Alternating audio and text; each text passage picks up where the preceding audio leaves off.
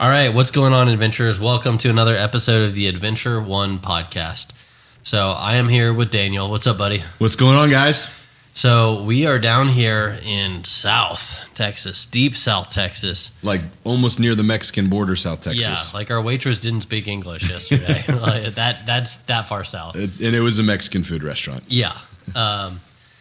So a while back, we put in for all of our lottery hunt tickets for Texas, and there was one that generally we were putting in for anything that was exotic or a deer hunt where we had potential of an exotic.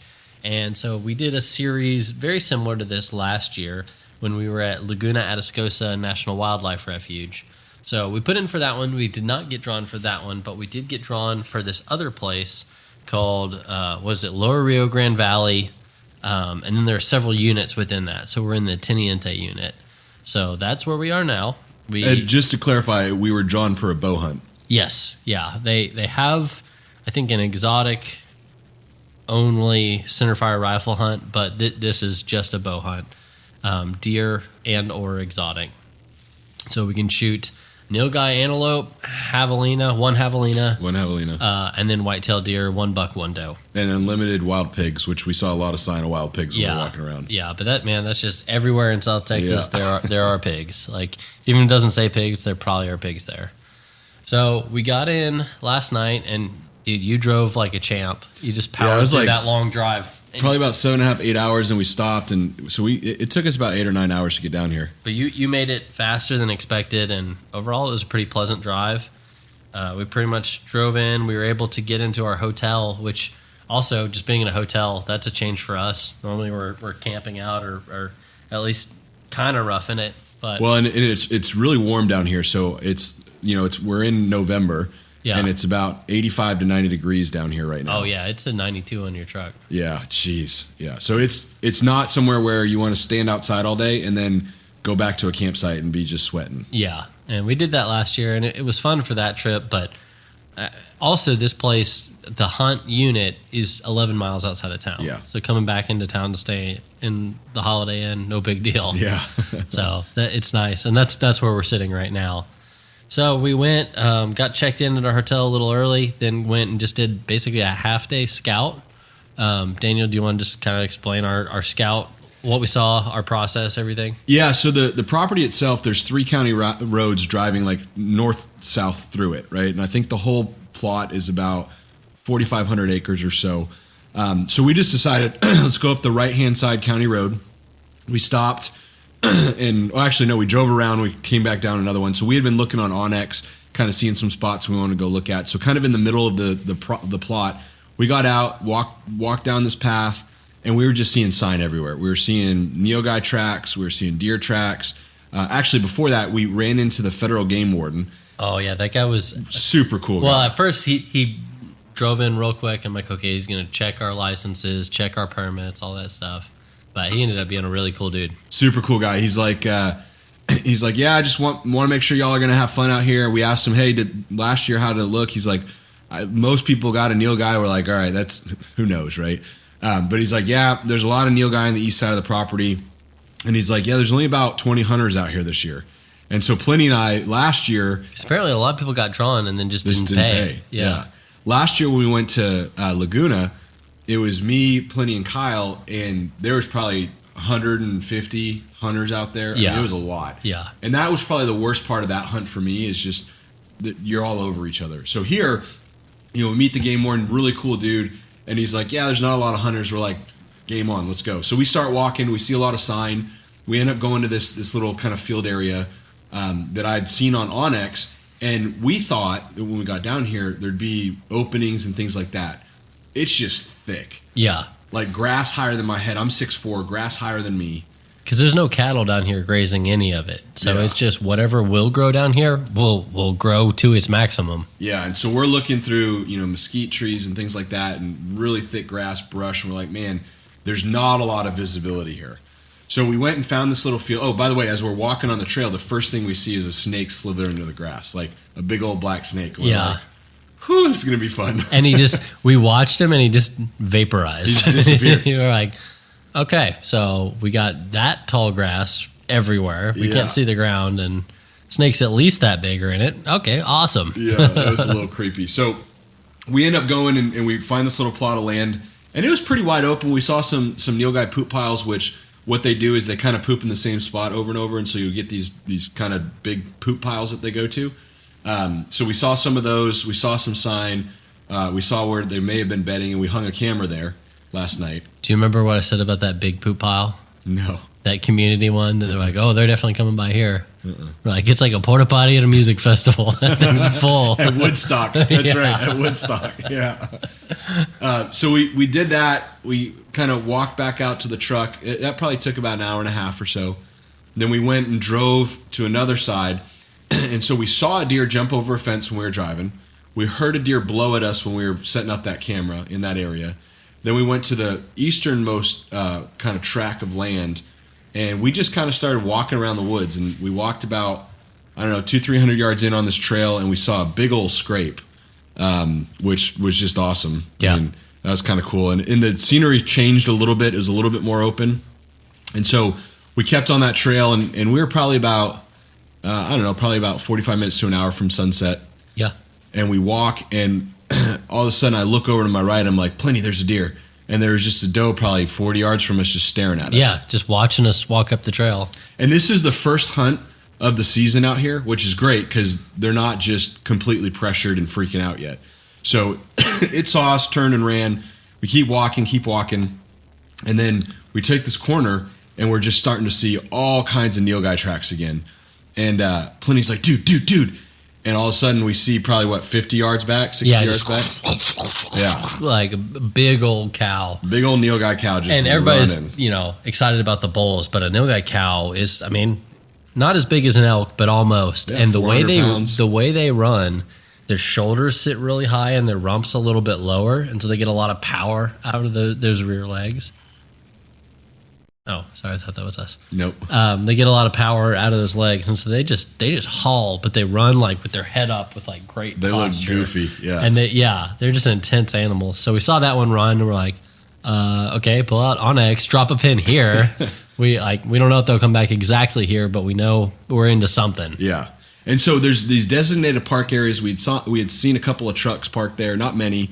And we found this trail, and the trail kind of ends. And I'm like, hey, Pliny, we're only about 300 or 400 yards from the fence line. We can get to that county road and walk back down to the truck. And so we did that, and we walked through, and man, we saw like a nice open, I wouldn't call it a field, but an open area where there was probably about 50 or 60 yards of visibility, and there was a poop pile. So we marked it, kept Whatever walking. like the past tense version of a field is. Like Yeah. it was a field at one point. They Now it's grew just up. grown up Yeah. 2.5 feet, 3 Yeah. feet. That's what it is. Yeah, exactly. So we kept walking, and then we were probably about 200 yards from the road, and we found this really cool just spot that you could tuck into. And, it had probably 30 yards of visibility, and we saw a bunch of tracks and all that. So we're like, hey, let's come here in the morning and sit. So we end up going out to the truck, climb the barbed wire, and we're walking back, and this truck comes up behind us, and it's this other hunter, real cool guy. He's like, yeah, I shot a bull out here last year. I'm set up, at the end of this plot. I brought out a tripod by the water. It's like, yeah, I'm pretty excited, blah, blah, blah. Cool guy. Dude, that's what I love about hunts like this, where it's an archery hunt and people know that you're doing it the hard way. Everybody you meet, for the most part, there's a few bad apples everywhere, but everybody you meet doing this kind of stuff is just a real nice guy. Yeah. Yeah, he was a cool dude for sure. So we end up getting back in the truck. We probably should have gotten a ride with him when he offered, but Yeah. it was probably another mile that we walked. But we get back to the truck, and we kind of drove around the property, didn't see anything. And it was dark by now. And then we went into town, went to the old HEB. Yep. Decided that we weren't going to grab the what are those things called now? The tamales, because we were like, we're going to eat healthy. And then we walked in, and there was tamales everywhere. So we ended up getting tamales. Yeah, they had a cooler full of piping hot tamales. They were so good. And dude, we were just two goobers standing there dressed head to toe in camo, Yeah. opening up the cooler, just looking in there, just like, What are we going to do?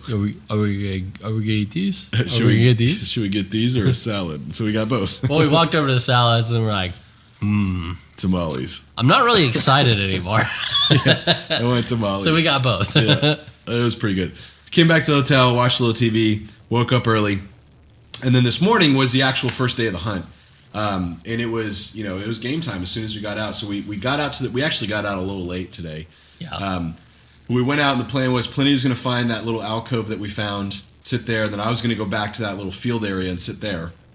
And so do you want to tell your story first? Yeah, I don't feel like I have a ton to tell. We walked in, got set up in my spot, and it was kind of, there was an old dead tree and then a big old cactus on one side, and so I made a little nest, just kind of nestled in it, and so I could see what kind of used to be a trail that had grown up a little bit. So I didn't have a ton of visibility immediately around me, but then I had one kind of alley where I could see about 60 yards, which it's so thick out here, man, seeing more than 20 anywhere means you're in a decent spot. It is just so thick.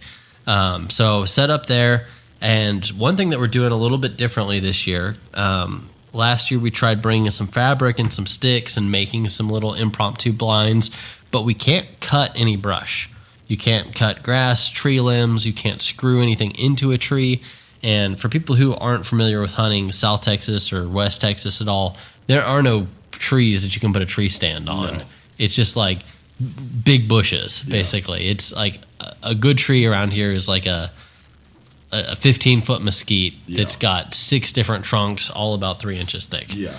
It's hard to even hang meat on them, honestly. Yeah. So we don't have any tree stands, but what we're doing this year is we got some camouflage umbrellas, and it seems pretty ghetto or pretty redneck.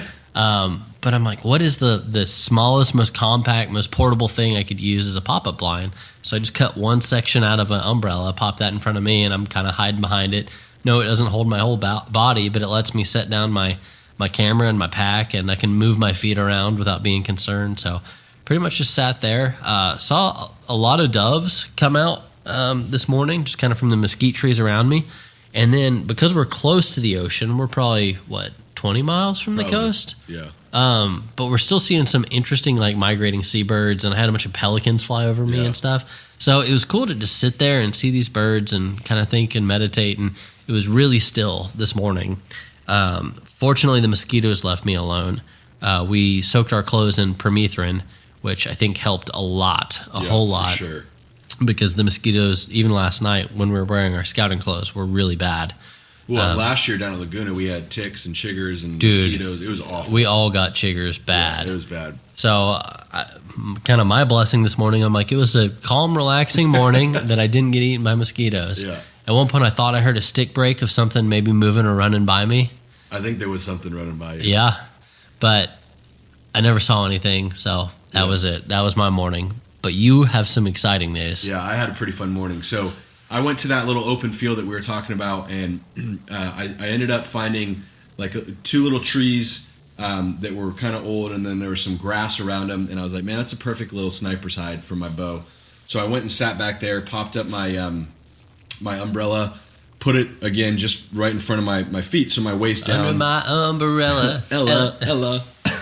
So I'm sitting there, and I, one of the things that Pliny taught me about bow hunting, because I've only been bow hunting about 2 years, is every time you get to a spot that you're going to sit, kind of build out your battle plan, right? So know what your distances are. And so I got out my rangefinder. I saw a tree, and it was 19.7 yards.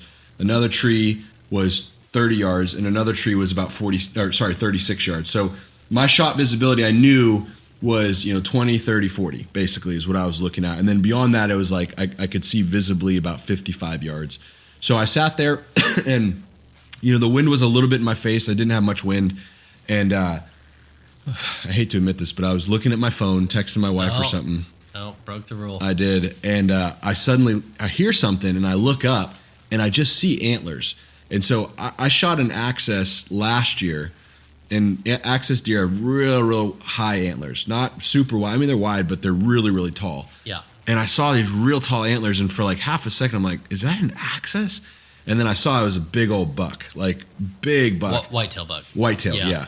And this buck comes in, and the sun's not really up yet, and there's still a little bit of cloud cover, and he's looking right at me, the whole time. And I'm like, don't move, don't move, don't move. And so I knock my string, or I put my clip on my string, and he didn't see me, but he's looking at me, And so I'm like, all right. And he was trotting. So he wasn't still. He wasn't like meandering through. He was trotting through this little trail. And I'm like, man, if I'm going to shoot him, he's got to look away for a second so I can draw my bow. And he kind of looks over his shoulder for a second. I draw, and he saw me. And so he just starts hauling it. And I ended up flinging an arrow at him. It was a shot that, shouldn't have probably taken. Totally missed him. It was the Hail Mary. It was the Hail Mary. Gotcha. But he was a big bodied deer. I'm like, man, if I can get it in his front section, like I'm going to hit him pretty well. And I didn't. At least we're in a place where it's nice and easy to track, right? Yeah, exactly. Yeah, blood trails it's like a white floor out here. So I ended up getting out. I was like, I wasn't mad about it because it was like I didn't really have an opportunity to wait or anything. I mean, he was trotting through. He saw me. And it was kind of one of those deals where, well, let's see what happens. So I went and got my arrow, and I must have hit a stick or something because my arrow was broken. Like the back half of it broke off, which was kind of weird. But it was a clean miss, which is good. You never want to have a miss that actually hurts and maims an animal unless you can kill it. So I go back to my little hide, and I'm like, well, I mean, that was cool. I saw one of the bigger bucks I've seen in my life, and I don't have a big buck on my wall. So anytime I see one in the wild, it's kind of cool. So I'm sitting there, and probably 20 minutes pass, and I'm texting Pliny. I'm like, and he's got he gets service like every 30 minutes. It was kind of weird. Yeah, I'm not getting a lot of signal out here at all. Yeah. So I text him, like, dude, I just missed the buck, but it was really cool experience. And so then I'm again texting my wife about something, and I look up, and I see like a nose, like a snout, and I'm like, is that a doe that's coming? And it was coming literally. This is 25 minutes later or so. It's coming literally down the exact same trail that buck just came down. And I look, I'm like, that thing has horns. That thing has horns. And then my first thought, I don't think I told you this, I'm like, because it just doesn't register to me that we're in Nilgai country. And all I can see is its head. Well, I mean, we're not used to looking at these weird-looking animals. I know. So my first thought was like, oh, it's probably a spike buck. And then it goes through my head, I'm like, am I going to shoot a spike after I just saw that massive buck? Because out here, there's no antler restriction, and we're on public land. I'm like, no, I'm not going to shoot a spike. And then he starts coming in, I'm like, holy crap, that's a freaking bull Nilgai. And he's probably 50 yards away, and he starts walking. He has no clue I'm there. And the sun is a little bit further up in the sky now, and like the sun is right in their eyes if they're looking at me, and I'm in like a shadow kind of area. So I'm just sitting there, and then I see a second one right behind him that's a little bit smaller, another bull, and the second one's kind of looking my way. The first one, he's starting to move out to the clearing. He's just kind of chewing on cud, just like a cow would, just eating the grass. And I'm like, all right, I've got to draw my bow while both of them are looking down. So the first one's kind of looking down. He's getting closer. He's probably 45 yards now. The second one looks down, grabs some grass. I drew my bow. And I tore my rotator cuff earlier this year. So I was going to physical therapy just for this hunt. And man, I'm glad you did. I am too. I'm like, man, I wonder how long I can hold this. So I ended up drawing it, and I've got my bow resting on my leg. And I'm just like, as soon as I get a shot, I'm pulling up and shooting. And so they're still kind of meandering in. And the one I wanted to shoot, which is the first one, is like head towards me. And so I'm like, he kind of turned at one point to lick his back. I'm like, man, I wonder if I could sneak a shot in there. But I'm not a great bow shot. So I'm like, I probably don't want to do that. It's about 40 yards. Like a lot could go wrong. Yeah. So he ends up coming closer, and he's a little bit back from that tree that I saw that was 30 yards back. And I'm like, all right. It's probably between 30 and 40 yards. So I'm going to put it between 30 and 40 yards and put it in the center cavity. He turns broadside. I literally draw up. I'm already at full draw. I just raised my bow, got it right on him, didn't see me, flung the arrow. I saw it in flight, perfect flight. I hear the smack on the side of him, and I'm like, dude, that was a perfect arrow flight shot. And it was great. And he jumps for a second. He's like, what in the world was that? And I could see the arrow kind of sticking out of him. Because with whitetail and with pigs, I've always had pass-throughs because I shoot fixed blade broadheads. Yes. And I'm like, man, that sucker's big. And so he runs about 30 yards, and his little compadre runs with him. And then he stops, and so I immediately knock another arrow. I'm like, dude. Because these jokers are tough. Like, a lot of people hunt them with, I think if you go on an outfitted hunt or get drawn for this hunt, the minimum they'll let you bring is a 270. Yeah, and it's got to be 150 grain. Yeah, which is a heavy load for a 270. Yeah. Most people use like a 300 Win. Yeah. So and the whole time I'm like, I don't even think you can kill these things with a bow, especially at the bulls. So I knock another arrow, and I can see him. He's 30 yards from me now. He ran 30 or 40 yards across the field, and I'm still seeing him. He's the same distance, and I'm ready to draw back on him. All of a sudden, I see him get the woozy legs, and I'm like, that sucker's going down. He's going down. He's going to tip over. And he tips over, starts kicking, tries to get back up, flops down again. At that time, the other one's like, dude, I'm out of here. Yeah. Takes off. And that's when I think you probably heard that. I will not be having what he's having. Yeah. I won't order it at Bennigan's either. I think that's when you probably heard that tree branch because he was making a lot of noise. And he flops down. And I'm like, dude, I just shot a bull. I'm super excited. And so I probably gave it like 20 minutes, probably 15 minutes. I saw him flopping and then he stopped and I saw blood coming out of his mouth. So I'm like, all right, he's coughing up blood, which I think it was a pretty good shot. And so I end up texting Pliny. He's not getting my text. I'm like, dude, I just shot a bull.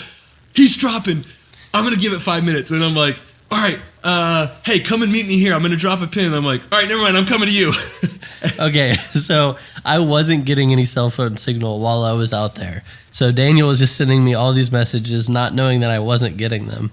So just to read through I'm pulling up my text and right now. Get rid of all the expletives. Yep. You see those ducks? Heard some pigs. And then I said, yeah, so this is all from Daniel. Never came this way.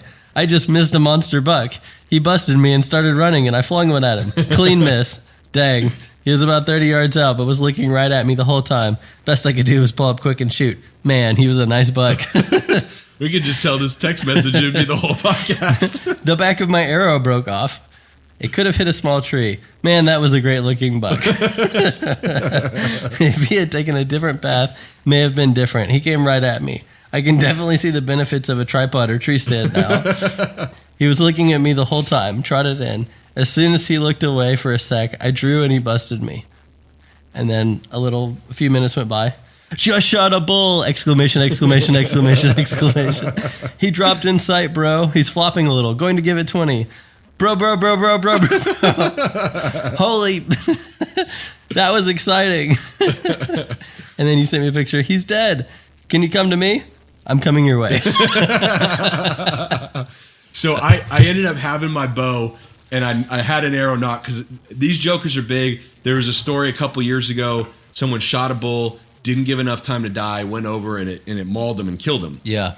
And so I was like, I had that in the back of my head because, again, these are, like, this bull that I shot was probably 375 or 400 pounds. Like, he was a big and they're just animal. Strong, muscular animals. Yes. And so I was like, man, I'm not gonna mess around. So I ended up knocking another arrow. I walk over to him, and I saw him, blood all over the place, eyes open. I'm like, yeah, he's done.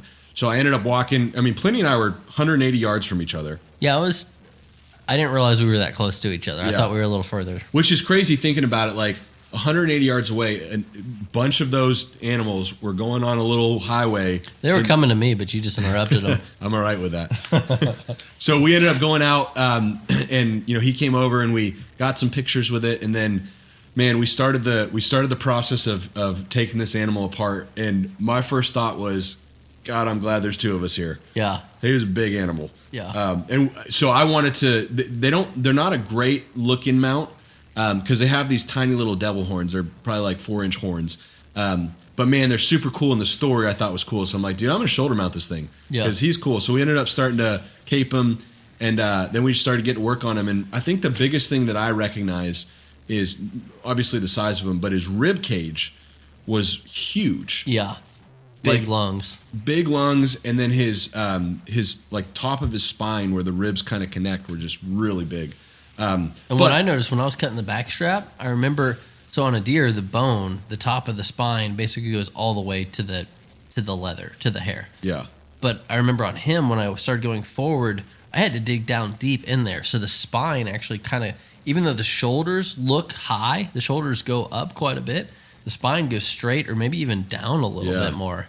And their bones they're just big bone critters. Yeah, it was a big old animal. So we ended up quartering it. We took the straps out. We got the tenderloins. The tenderloins were like the size of a back strap of like a 90-pound doe. Yeah. It's like, this is what I get off of whitetail. Yeah, it was my crazy. lease. And when we were doing it, it was kind of cool. So I had probably the best practice or actual bow shot I've ever had in my life. Like, it was perfect, exactly where I aimed, double lung.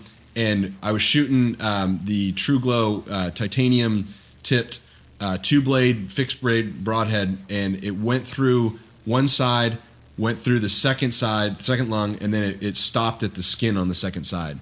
And so as we were kind of cutting through the shoulder, Pliny starts tinging on a thing, and I'm like, dude, that's the arrow. And so Pliny kind of pops it out, and sure enough, there was the other half of that broadhead. And the blade wasn't bent. I mean, I'm sure it was dull, but it was perfectly intact. Nothing exploded or looked torn up or anything. It did, for a very compact 100-grain head. Yeah. Man, it did a great job. Did a great job. And this was, I'm going to say it was a 400-pound animal, give or take in there. It's a big animal. So, again, I was worried, like, man, I want to go buy a 300 Win Mag to shoot one of these things. I don't know what I'm going to be able to do with a little dinky bow. Yeah. But sure enough, that dinky bow got the job done real well. So we put it on our backpacks. It took us 2 trips. We got the quarters, and then we came back and got the head because we were going to cape it. And that hide was heavy, dude. Yeah. And then we met a guy as we were kind of pulling out. Cool guy. He was hunting out here as well, and we were talking for a while. He actually gave us a bag of ice because we ended up filling 2 coolers, a 75 quart Yeti and a 65 quart Arctic with the meat, and we had to go buy another cooler for that. Yeah, we went back to HEB, bought 2 more little cheapo coolers, and then went and bought 100 pounds of ice, something like that. This is monster animals. So that was the story, man. That was by far my most exciting hunt. Again, I'm new to bow hunting, and last year, I shot a doe when we were out at Laguna after a grueling 5-day hunt. It was just brutal, and this one, 2 hours into opening morning, I knocked down a bull Nilgai. It was friggin' awesome. Yeah, dude. Well, and this is just day 1. Yeah, this is just hunt 1 on day 1. Yeah, hopefully we're just getting started. So, I guess, what else are you looking forward to? What will you shoot? What won't you shoot? Now that you've killed the largest species out here, and a decent sized male of that species, what are your thoughts? So, what I wouldn't shoot at this point in the hunt. So when I came out here, last weekend we went out to another place that we hunt, and I shot 2 doe with my 6-year-old son. There's a video about that on YouTube. It was a lot of fun. It was his first time coming out hunting with me. So when I came out here, I said, I probably won't shoot a doe. Although, public land hunting with a bow is like a whole different thing. Like there's no food sources, there's no blinds. You're stomping around the woods looking at what you can find. So when you see a critter that's legal to shoot, I mean, sometimes you're like, I'm going to take it, and that's a huge win. But I think right now, I wouldn't shoot a doe. I'd definitely shoot a buck if I saw a good buck. If I see a little basket buck, I probably won't shoot him. If I see a spike buck, obviously won't shoot him. If I see a javelina, because we can shoot 1 javelina out here, I would shoot that. Pigs, I would probably shoot because I love shooting pigs. It's one of my favorite things to do. Well, we know they're out here. We saw a lot of stuff torn up from hogs. And I think I heard hogs this morning. I heard hogs this morning, probably about 200 or 300 yards from me, and I was hoping they would come my way, but they didn't. But, better animals did, which is great. So I guess the biggest question is, will I shoot a Nilgai? So when we were driving out here, what I said is the perfect Nilgai for me to shoot would be about a 300-pound Nilgai. I would love to shoot a bull because I'd like to get a good trophy, but I don't want to shoot a 600-pound Nilgai because it's just going to be a whooping to get that thing out. We won't have enough space. So if I saw a 600-pound Nilgai, I'd probably shoot it. Shoot it. You still would? I'd probably shoot it. Okay. Yeah. Now, I wouldn't shoot a cow right now because I have a ton of meat, and we actually have a bit of a problem right now with cooler space. So I wouldn't shoot a cow. If I saw a little baby, I'd probably shoot it because it'll be real tender, and we could fit that into the coolers, I'm sure. Yeah. And if I saw a massive bull, it'd be hard for me to pass. If I saw a bull the size of the one I just shot, I would not shoot it. But if I saw it has to just be something that really blows your skirt up. Like a big old, just beefy, monstrous looking one, I'd be like, I'm flinging an arrow. Yeah. Man, and I remember before we went out to that hunt in West Texas where you shot those 2 does, you're like, we're borderline meat crisis here. Yeah. And so when you shot those 2 does, you're like, okay, great.